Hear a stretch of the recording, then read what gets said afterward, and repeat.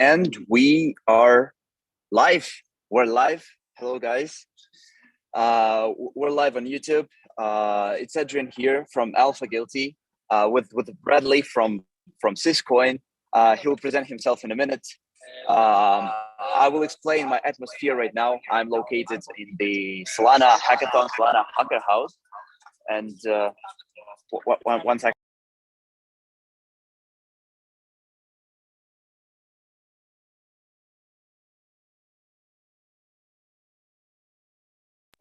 Yeah, there's so many people, so much noise in here. Right now it's the office hours, so a lot of people have left. They're having some meetings, some networkings, and people are presenting projects in here. And the fun stuff is that people are presenting their projects at the end of the hackathon. So the event will be hosting for 5 days, from Tuesday or from Wednesday till Sunday. And on Sunday, we'll be presenting our projects. Everyone will be showing demo on this big stage located right in here. And yeah, a lot of fun stuff, a lot of free food. A lot of people are coming here, just to play some games, just to have a massage. It's like everything's possible. But today we've got a very interesting project. We've got Syscoin. And Bradley, hello, how are you? Hey, I'm doing pretty good. It's good to be here with you. Yeah, awesome, man. Could you please present yourself, present Syscoin, just for our listeners to understand who are you and what your company does? Yeah. So Syscoin is an open source public blockchain. There's a lot of history behind it. It first went to mainnet in 2014, so it is referred to as an OG blockchain.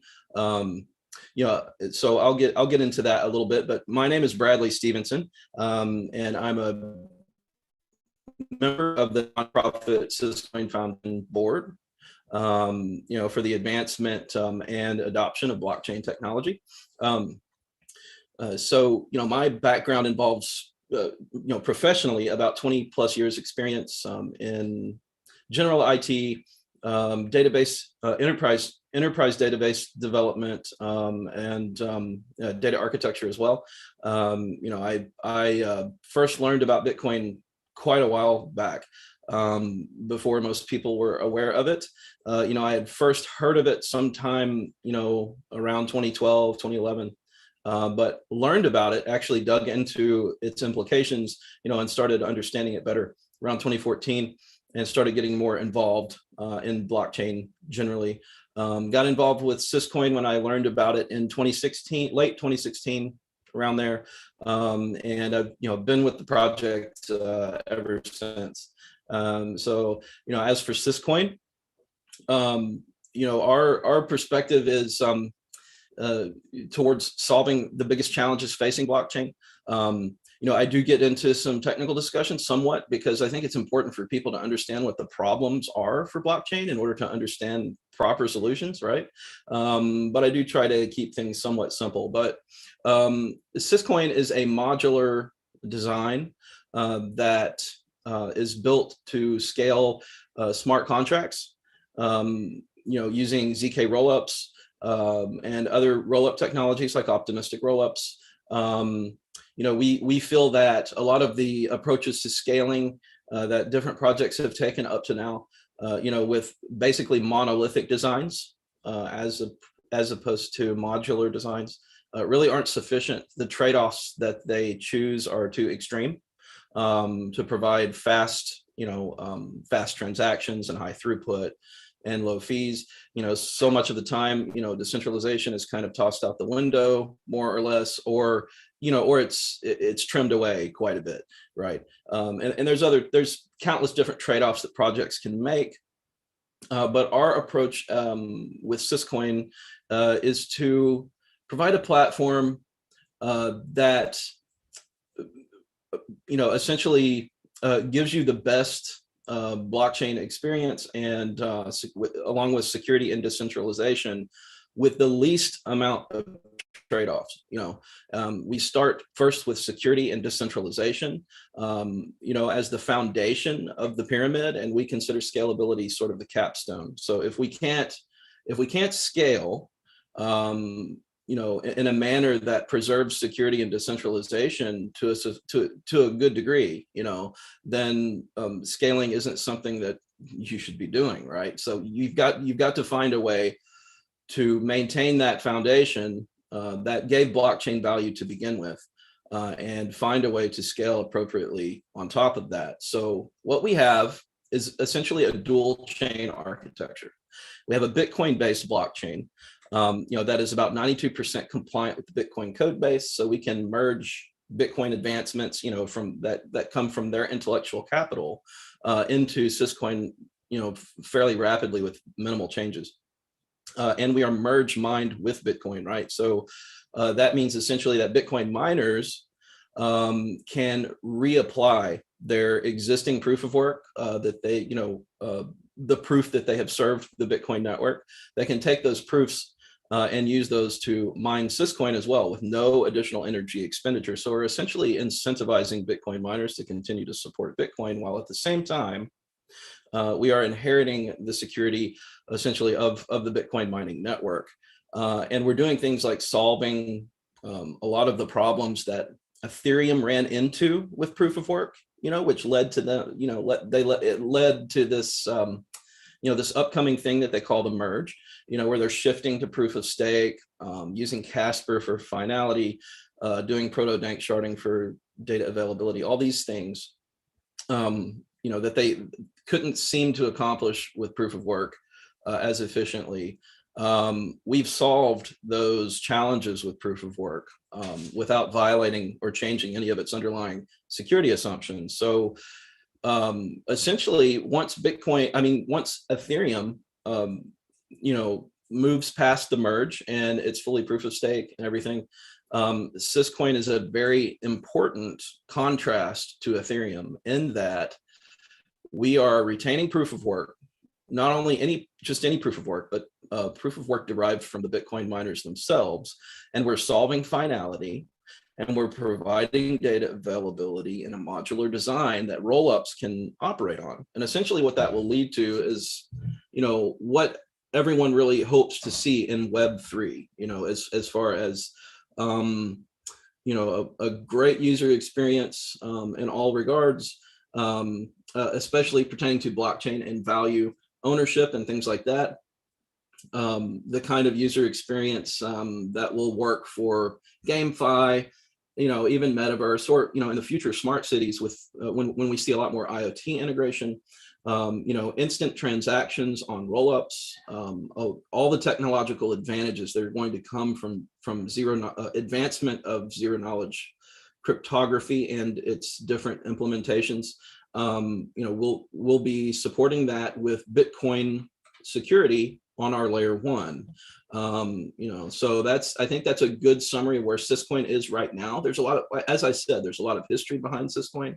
A lot of the years of our project were spent really building infrastructure, reaching an appropriate design philosophy that encompasses the problems associated with blockchain and puts us on a path where we can really viably solve them so that mass adoption, which is what we all really hope for, can come to be in an appropriate way where security and decentralization are retained. I see. Man, there was an amazing technical presentation, an amazing technical explanation. But me personally, I was diving deeper knowledge into the ZK Rollups before our meeting. So I was researching this stuff. But even though I am quite a technical person, it was really hard for me to understand what is that. So if you put it in simple words for just for every user, every regular user to understand what is zero knowledge technology, what is ZK Rollup, what is ZK blockchain? Yeah, well, ZK Rollups in particular are what people most hear about. And so I think it's important to speak of ZK in context of, ZK Rollups. And specifically what ZK Rollups provide is a way for transactions to happen somewhere other than the base layer, other than the layer one. So if you're somewhat familiar with Lightning networks for Bitcoin, Of course, it's a different technology, but the same, a similar concept is there, which is that the transactions kind of occur off of, the layer 1. They're occurring on a layer 2, and they're essentially in one way or another bundled up and can be settled on the layer 1 in a single transaction, right? As opposed to them all, the entire aggregate, settling separately. So that has some, pretty important potential for scaling, as well as some other things. As far as the zero knowledge aspect of it, probably the easiest way that I can relate zero knowledge is if you say you walk into a bar and you want to buy a drink, someone asks you for your ID. Nowadays they can see all the details on your ID, things that they don't even need to know just to confirm your age. Whereas with a zero knowledge example, the bartender would simply ask, "Are you old enough to drink?" And with a zero knowledge proof, that answer would either be yes or no. It doesn't tell them your age. It just tells them what they need to know, right? And you can also kind of see that similarly, like if you've ever gone online to download an important piece of software and it had a fingerprint, a hash fingerprint, which is like a random bunch of letters and numbers, that essentially represents the valid state of that file that they're providing. And you can confirm that after you download it by running the hash on the file that you downloaded. That's essentially kind of a zero knowledge proof in a way as well, because you don't necessarily review or know the bytecode of the file you downloaded. However, you can confirm that it is valid, right? So essentially, with zero knowledge proofs, you have a whole series of computations that would normally happen, say, on Syscoin's layer 1 or Ethereum's layer 1. But all those computations are able to be hashed and bundled up in a single succinct or very short proof instead of this whole body of transactions, and settled on the layer 1, which in our case provides security from Bitcoin miners. One of the amazing benefits of zero knowledge rollups in particular is that it makes economies of scale possible, right? So essentially on the layer 2 or the layer 3, because you can have fractal scaling as well. But on the layer 2, the more transactions that are happening there, instantly and with very low fees or with no fees, depending how the rollup operator wants to provide the service, more transactions that exist, essentially the more cost effective it becomes to settle on the layer 1. So, it's the idea of the more transactions there are, the cheaper it becomes, which is what we would refer to as an economy of scale. And for the first time, that possibility exists for smart contracts and for, computation because of advancements with implementation of zero knowledge cryptography in the form of zero knowledge proofs. Man, that is an astonishing technical solution. So I understood everything. Like what you told, it was much more explanatory and close to the user than I read on some internet websites. But I really got the question is, how do you monetize this? So how did you pack it into the business model that it is profitable, it is making you money as a business? Yeah, absolutely. Rollups are really amazing for that. So one of the challenges with blockchain is there are these deterministic factors with the blockchain. There's the fee market. There's things like that, and really that tends to impose itself upon the business model, right? Which is not very convenient for a lot of businesses. And whereas with rollups, essentially, especially if you're going to use rollups as a service, or maybe you want to deploy your own rollup, but in any case, there will be rollups. You'll have options as a business where you'll have utmost flexibility with how your rollup functions. You're able to do things like give your users an entire array of tokens that they can choose from to pay the fees. You can set and determine what those fees will be on your rollup. And you can even choose to subsidize the transactions, like say, if make your service free for users without any transaction fees, except when the time comes, you pay the cost of settling on layer one in the background. So yeah, so it's actually really amazing for business models. It gives you a lot more flexibility than just trying to do business directly on a layer one blockchain. I see. And tell us a little bit more about the team that is standing behind it, because such a complicated technological product has to be supported by experienced people. How many are you that are in the team? What do people do? Like, which expertise you look for in your developers, in your marketers? Yeah, how does it look from the inside? Yeah, so how Syscoin looks from the inside, we've grown a lot, particularly in the past year or actually two. I mean, we've always been growing. We have a community of people who have supported Syscoin from the very beginning, and quite a number of them. But getting into sort of like maybe our official teams, if you want to call them that, we have dedicated business development, which has become very important for us because now that the time has come where we can launch an EVM, or an Ethereum virtual machine that is supported appropriately by a layer one, that brings adoption, right? That brings the opportunity for projects to launch on the platform. So appropriate business development is very important. We have several business developers. We just brought on another one. I think there's a total of 4 now. And some people are sort of cross team. So there's a couple of guys, that work on other teams as well. We do have marketing with about 6 people involved generally in that, sort of in an official capacity, but the whole community really is involved, more or less, depending on the extent to which they want to contribute their time and talent.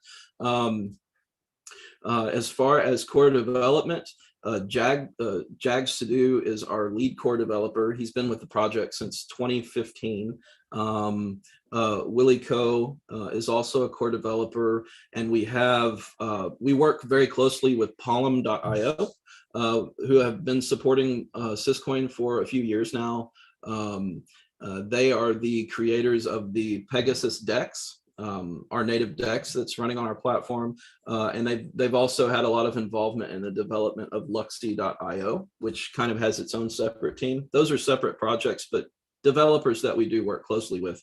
They also helped to develop Pali Wallet and some other things as well. And then we have a team that is dedicated to both our upcoming DAO technology, which is a total reinvention of how you think about DAOs and really how DAOs should work, given the problems that have existed up to now, with DAOs basically being Ponzi's, sort of built around a governance scheme. And we also, and that team also is engineering the roll-up solutions within what we call our Rollups suite, which is several different products or technologies that we'll provide in the form of rollups that will be supported by our layer one. So we've got a lot going on. I would say there's probably at any given time about 10 developers, actively working on Syscoin, but we have at our disposal somewhere between 50, 60 developers, that we have access to, that we can pull into projects, just that we have on hand. We could find more as well if we need, but this seems to be, for the time being, plenty. I see. And during this bear market, did your hiring policy change in some way? Honestly, not really. The people that work on Syscoin typically feel passionate about the project. Most of them would be here helping us, no matter what the market condition is to begin with. That's one of the benefits of having been around as long as we have and having remained decentralized and fostering community growth, is we have really brought in a lot of talent, and people are passionate about the project. Typically we recruit from within the community.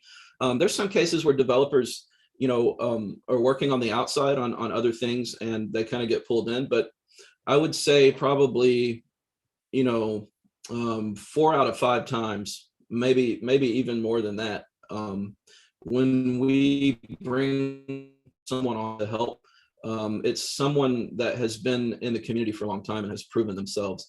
I will say though, since the bear market, of course, we are a little extra efficient with our foundation funds. We're not blowing money, and we don't really do that anyway, but we're not, we are trimming the fat somewhat, but we're very accustomed to this. Syscoin has lived through at least 3 bear markets.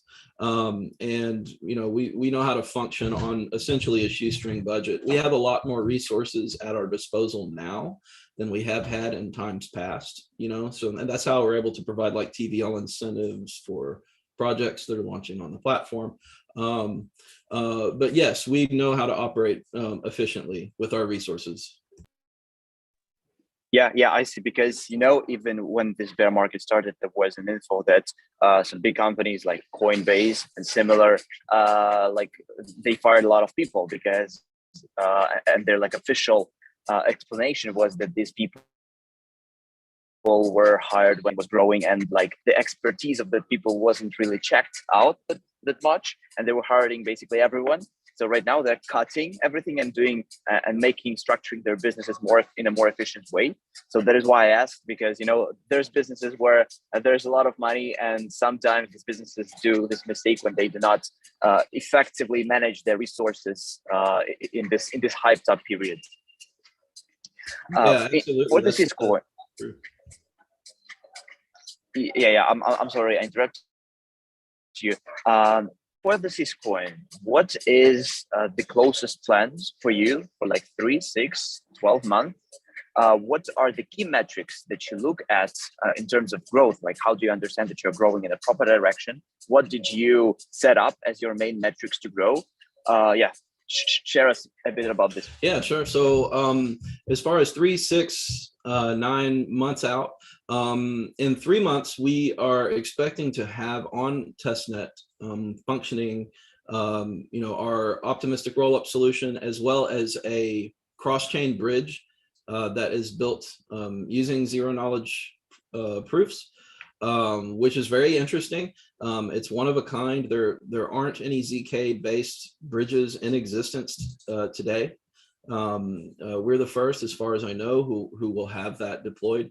At least it's looking that way. I don't know of any other projects really working on that. So we've partnered very closely and have been working for some time and advising a team building, that's a team that's called ZK Cross. So we're working on deploying that on testnet now. We'll be in token 2049 in Singapore, towards late September. So that's that kind of happens to land really right around the time when we would expect to have this cross-chain ZK bridge on testnet, as well as our optimistic rollup solution. There aren't a lot of experts in zero-knowledge cryptography, really. Especially, focused on rollups and things like this. We do look to, in the case of a full ZK EVM, which is a rollup that is 100% compatible with any Ethereum smart contract, we look to groups like Matter Labs because they've kind of led the way on that, and as far as I can tell, they're still leading the way. They planned, I think a couple of weeks ago, they announced that they're expecting their ZK Sync 2.0, which is ZK EVM, to hit mainnet in about 100 days. So it's not going to be long after they deploy to mainnet that we will also, integrate their open source code with our proof of data availability solution, which is unique to us. And some other things, and get that running on top of our layer 1. So that's something very, very big to look forward to. Right now our big goal is to get those layer 2s going.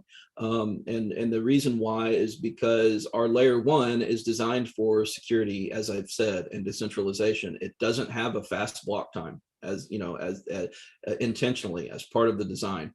And because ideally, like when you have a layer 2, you want users to be using that. You don't want users directly using your layer 1. So in a sense, we kind of disincentivize direct use of the layer 1. Designed specifically to support layer 2 with as much security as is possible to achieve.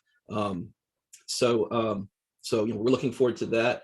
I would say as far as growth metrics, we really look to projects launching, projects and protocols, whether DeFi, GameFi, or what have you, launching on Syscoin, right? So we'll really see a lot of growth in that regard, in direct and obvious adoption once our layer 2s are available. We do have some protocols on our layer 1, but we tend to kind of steer projects towards layer 2 because that's really where they're going to get the appropriate user experience.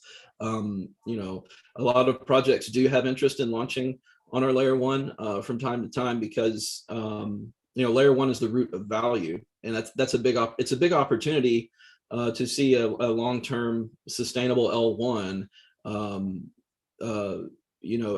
to be able to launch a protocol on that. But as far as our growth metric, we're partnering pretty consistently with projects. We're talking with a lot of different projects that are interested. We make partnership announcements now and then. It's to us, growth is a lot more than like how many Twitter followers we have, or that's great. More social media following is fine, but we're really measuring growth by adoption. I see. Thank you so much. You mentioned that you're building the bridge, and I wanted to ask, like, first of all, like, which chains will it support, and then like how are you going to manage it in terms of the validation? So if it will be this bridge, how will you provide trustless transferring the assets between the blockchains? Who will be able to become a validator, and what will be the terms for them? Yeah, sure. So this particular bridge technology is zero knowledge. Essentially, it will serve as a layer between these other chains, and it will be chain aware in the sense that there will be a possibility really here of actual decentralization for the bridge. Instead of, it's essentially going to function as an AMM, where the liquidity is, originating from the users and participants in the bridge protocol, as opposed to being held separately. So it's kind of a two-way peg functionality, making it trustless. And the idea is for this bridge to be open participation, where anyone can get involved and support the infrastructure by running a node. As far as integration, it will, from what I'm seeing, it's already kind of set up to work with Polygon. We've set it up to work with ETH, Binance Smart Chain, and Syscoin as well. So so that's a good starting point, I think. Yeah, it is. Like, I didn't hear like which blockchains will it support. So where the bridge will be open at first. Yeah. I guess I must have broke up, but Polygon, Ethereum, Binance Smart Chain, and Syscoin. I see. Awesome. We've got quite a bit questions from the chat, so I will start reading them. The first question is regarding the smart contracts. So whether it's possible to write the smart contracts in Solidity, are they compatible and like reverse compatible with Ethereum smart contracts? Yeah, absolutely. What we're running is an EVM. So it's an Ethereum virtual machine. It will work with Solidity. Whatever code that you have that functions on Ethereum will 100% work on Syscoin exactly the same. Byte for byte, it's the same as it's the same as how EVM handles it. Okay, thank you. Then EHAB texts this. I noticed that Syscoin plans to have both ZK Rollups technology like Validos, and I've read that they are similar. But really, why does Syscoin prefer to use both instead of just one? Yeah, that's a good question. So we think that optimistic and ZK are both relevant. They both have differences that, one may choose one over the other for different reasons. For one thing, optimistic rollups have been functioning, for a little while now. Of course, kind of at a primitive level, but they are starting to reach EVM type support. So optimistic rollups are a little bit more proven. ZK rollups are a little newer, and they're also a little more computation intensive, so they require some additional resources on the network. So there are trade-offs. We really mainly look towards ZK. We're convinced that ZK is the future. It has a lot of implications beyond just rollups. Some pretty incredible things that we see maybe ZK having a role in the future, all the way to potentially disrupting blockchain consensus as we think of it today. So yeah, we do support both. And we're currently basing our development of an optimistic rollup on Optimism's Bedrock. It's primarily sort of our basis for our rollup. Yeah, so I hope that answers the question. Yeah, I guess it is. Thank you so much for that one. So the next question is, what's your main marketing strategy to attract new users and investors and to keep them long-term on your platform? Yeah, so as far as new users, I mean, that comes with protocols, right? When DeFi protocols that are useful, launch on our platform, that tends to bring new users in. As far as investors, I would encourage people to dig into Syscoin. We're constantly doing AMAs to help people understand the protocol. It's up to people to make a determination and do their diligence as to whether it is an opportunity for them. I mean, I'm definitely convinced that it is, but that's something for you to decide. In order to make wise investment decisions, especially when it comes to leading edge technology, you really need to understand the problems in order to understand what good solutions there are, finding those and seeing if there's an investment opportunity in them. So I would encourage investors, especially bigger investors, they tend to have technical advisors who can point them in the right direction and vet projects and things like that. Don't just listen to what people tell you. Do your own research and diligence.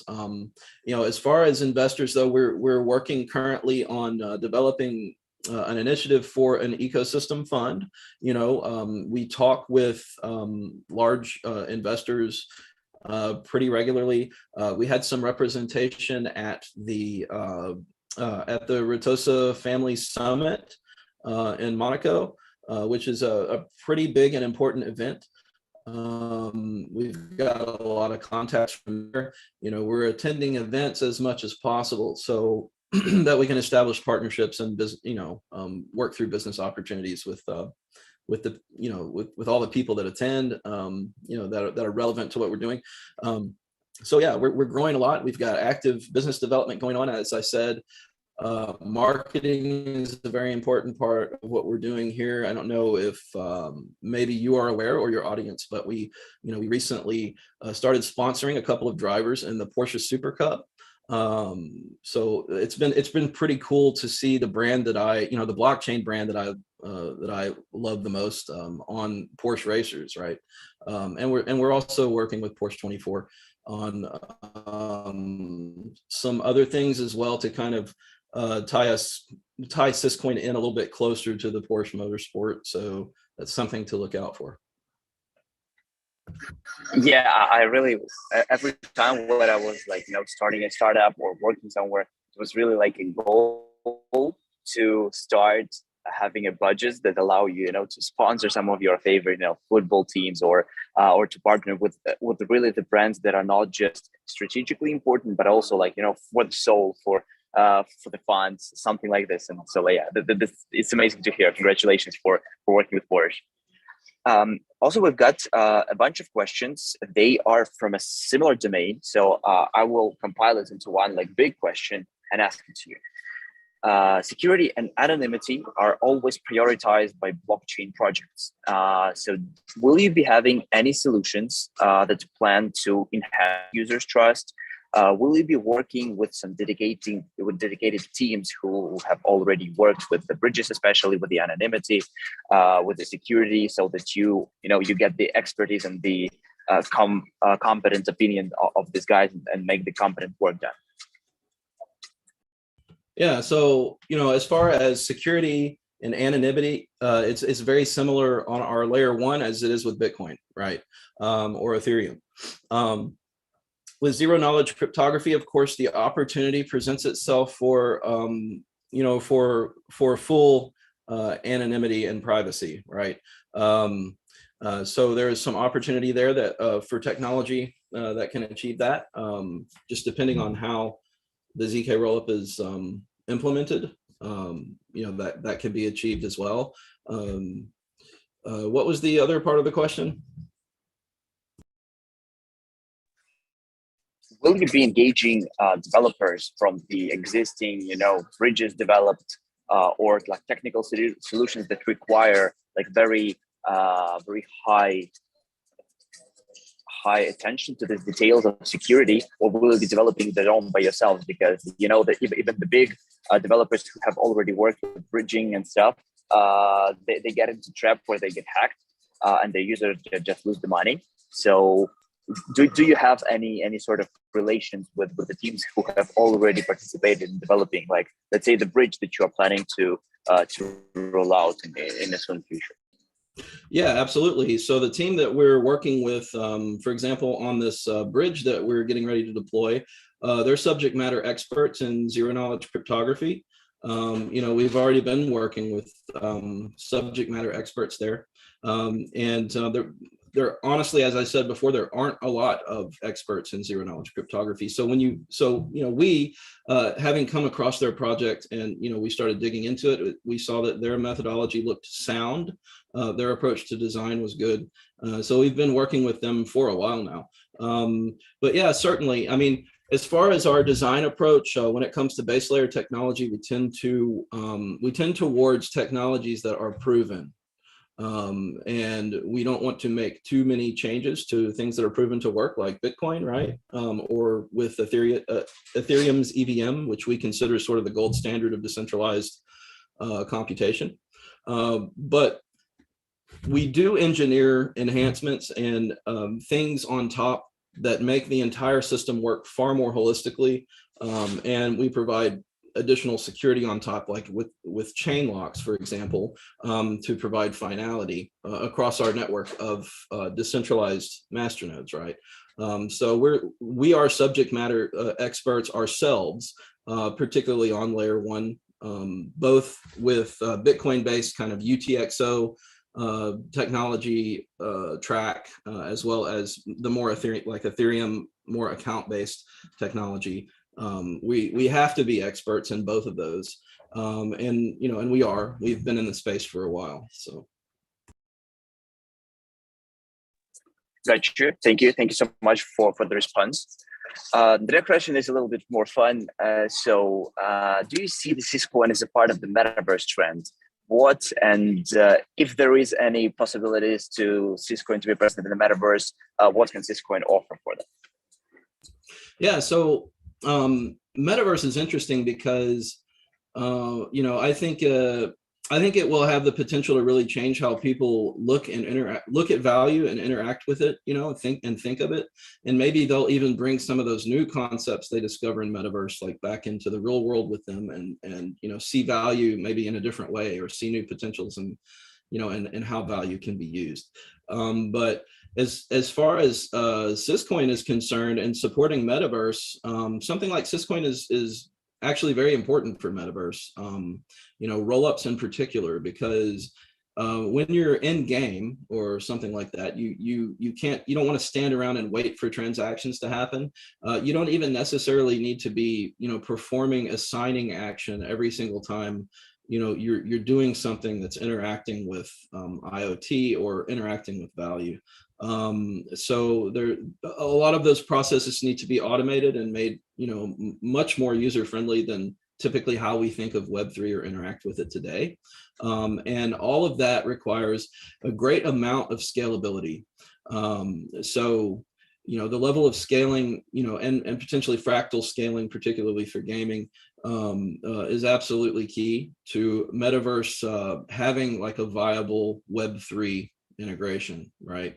Yeah, Syscoin we see overall is an ideal platform for supporting use cases like that, as well as, you know, use cases beyond that scope.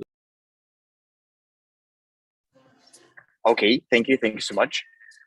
The next question is, what do you do to get the mass adoption for your product? So do you host any educational like events, or do you maybe have some educational platform? How do you onboard users into Cisco?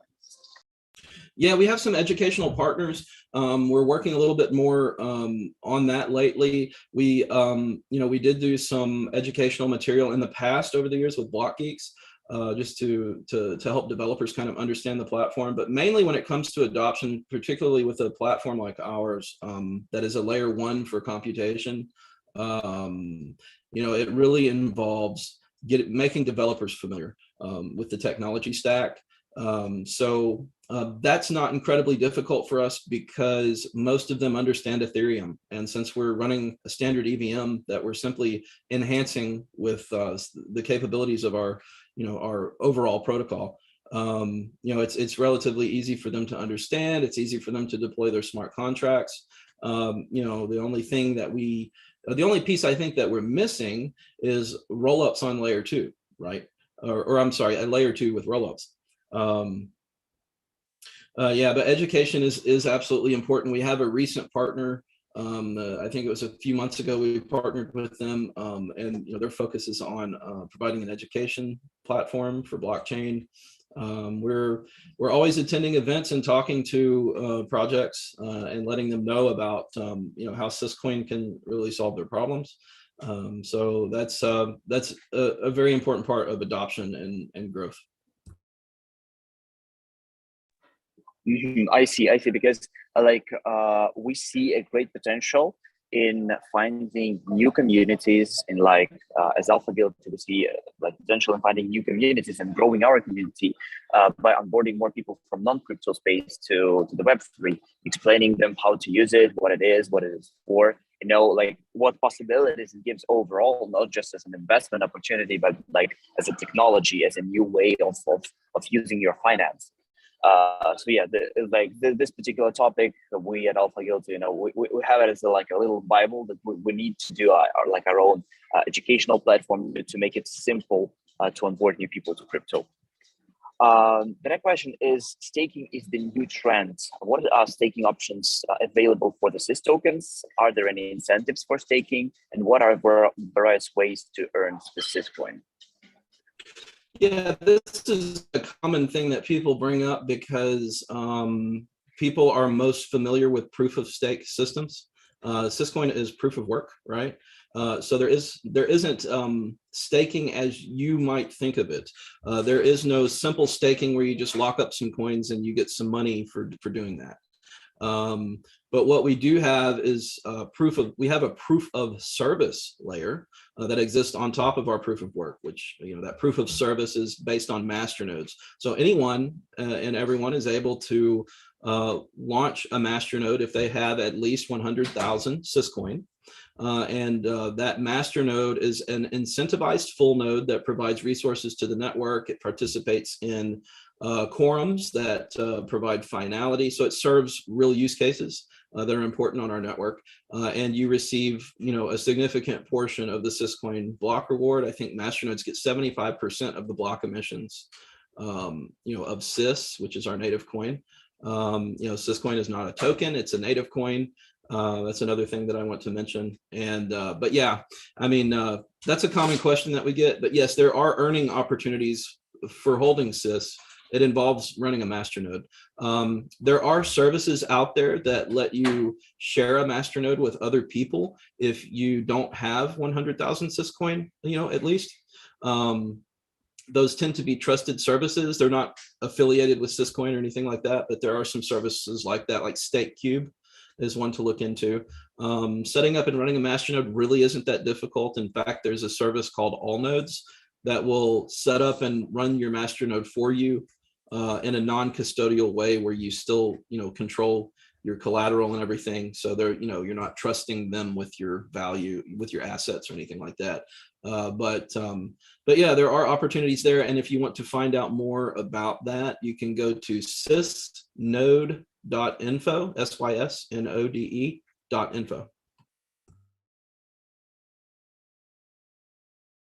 Got you. Thank you so much. And the last question that I see in the chat right now is, do you have any token burning plan to increase token value this way? Yeah. So are we going to manipulate? I'm sorry. Yeah, the coin burning plan. Coin burning. Yeah. Are we going to? I think the question is, are we going to manipulate our tokenomics to drive up our market value? And the answer is no. Now we do. Now here's the thing, though. Sys, our native coin, the tokenomics, or I call it coinomics since it's a native coin, are based on Ethereum's EIP 1559, right? So there is burning. All of the gas fees that you spend on the network are burned.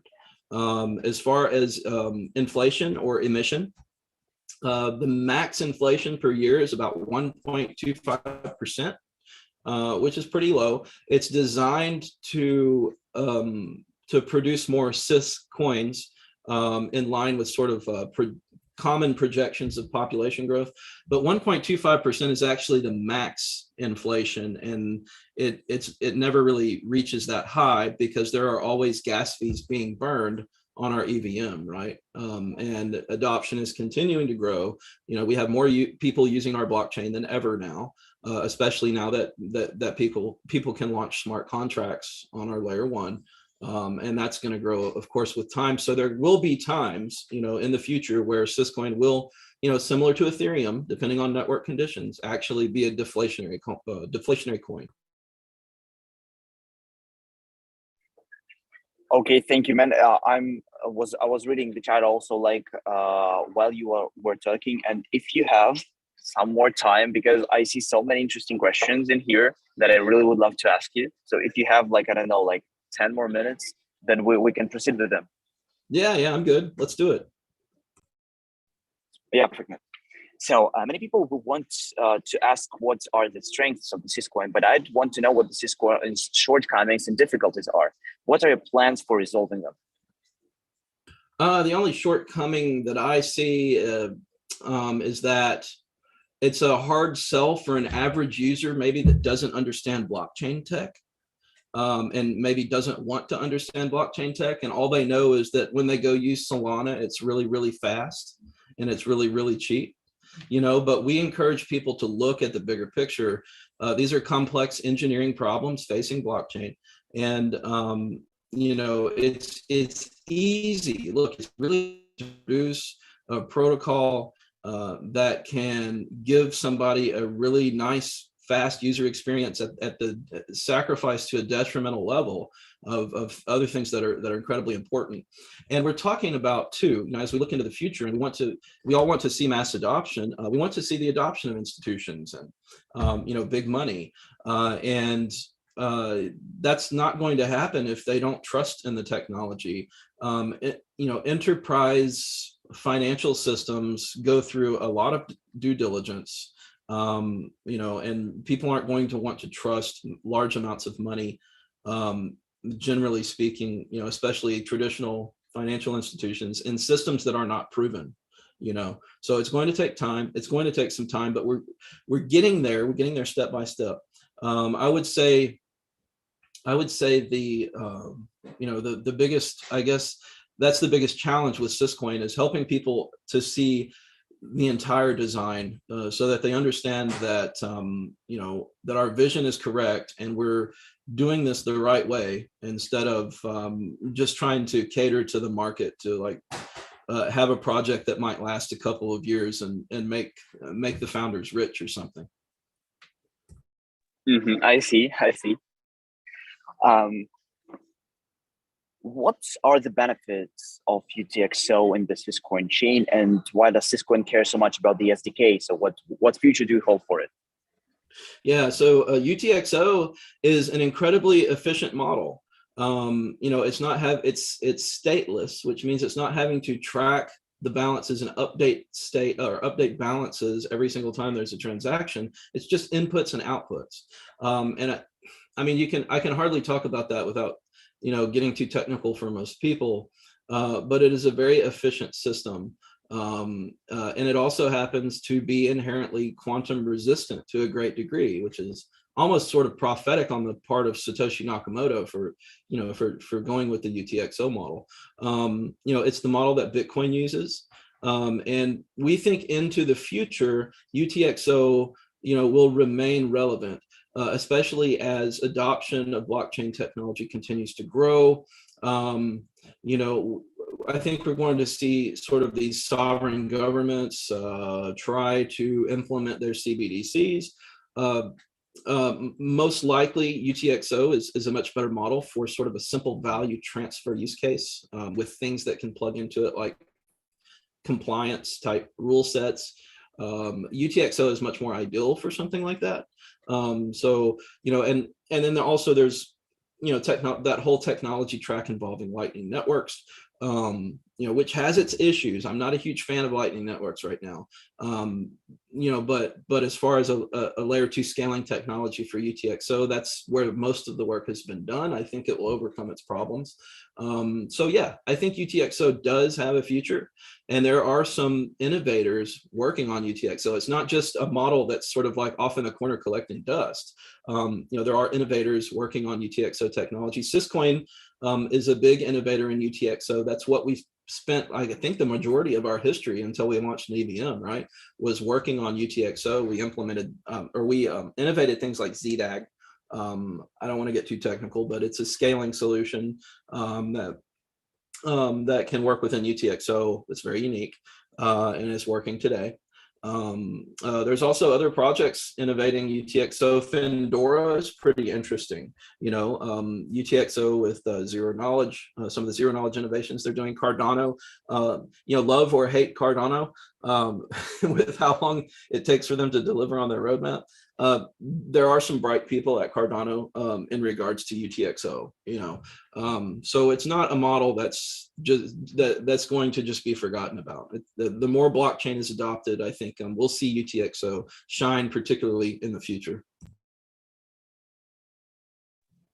Okay, thank you so much. If decentralization is crucial for Syscoin, how can we be assured that the project will not become centralized? Yeah, so we've been mainnet since 2014. Our masternode network is open participation. I don't know who all owns the masternode. I don't think anybody at Syscoin knows. The Syscoin Foundation probably has a few. Right now, there's 2,500 masternodes roughly. I personally have a few, but it's a large body of community members. Sys as a coin has been in circulation since that mainnet V1. It's widely distributed.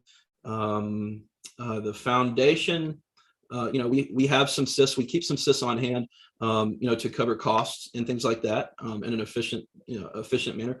But it's not like we're not a majority coin holder or anything like that. In fact, when we get approached by VCs sometimes, and they want like some huge amount of OTC. They're like, yeah, sure, I'll work with your project if you can give me like, I want 12 or 15% of the supply.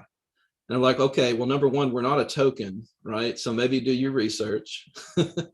And we don't hold it like that. It's been in circulation for so long. It's, it's a decentralized coin. As far as the network goes, ASICs are really what we depend on with Bitcoin miners, right? It's the Bitcoin miners that are mining Syscoin through merge mining. So as ASICs, it's the same. So as far as decentralization of our proof of work, that it's the same kind of thing that you would see when you look into Bitcoin, right? Because we're actually using the Bitcoin miners. So as ASICs, what I would say is ASICs become more efficient, mining equipment becomes more efficient. We'll continue to see Bitcoin become more and more decentralized over time. So yeah, on that front, I would say look at Bitcoin, and because that's where we derive our proof of work. Yeah. Okay, man. Thank you so much for all the responses.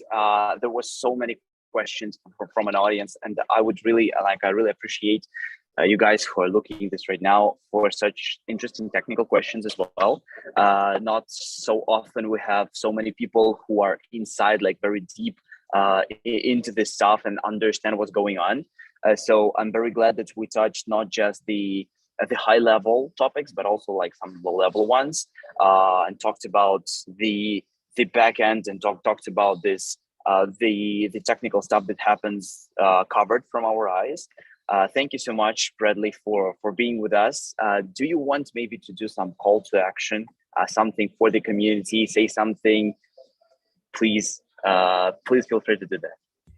Oh yeah, sure. I would say, if you got a family, love them, and enjoy your day as much as you can. That's all I have left to say. Thank you, man. That's amazing. That's amazing. Thank you so much. Thank you so much for being with us here today. Thank you, everyone, once again for your questions. And also, the thing that I didn't read, but it obviously is in the chat, and you can scroll it after the stream, or you can see it right now. So much appreciation to the Syscoin, so much appreciation to the technology, to you, Bradley. Yeah, it's amazing that people admire interesting projects, and everything continues growing, evolving. I really love the crypto community. It may be toxic sometimes, but it's very friendly. Yeah, I mean, and it's very close to each other. So that's what we love what we do, at Syscoin. Syscoin is our passion. As I said, we've got a growing community that's been around for a long time. And practically everyone within the community that's been involved for a little while, is very, very passionate about what we're doing. So.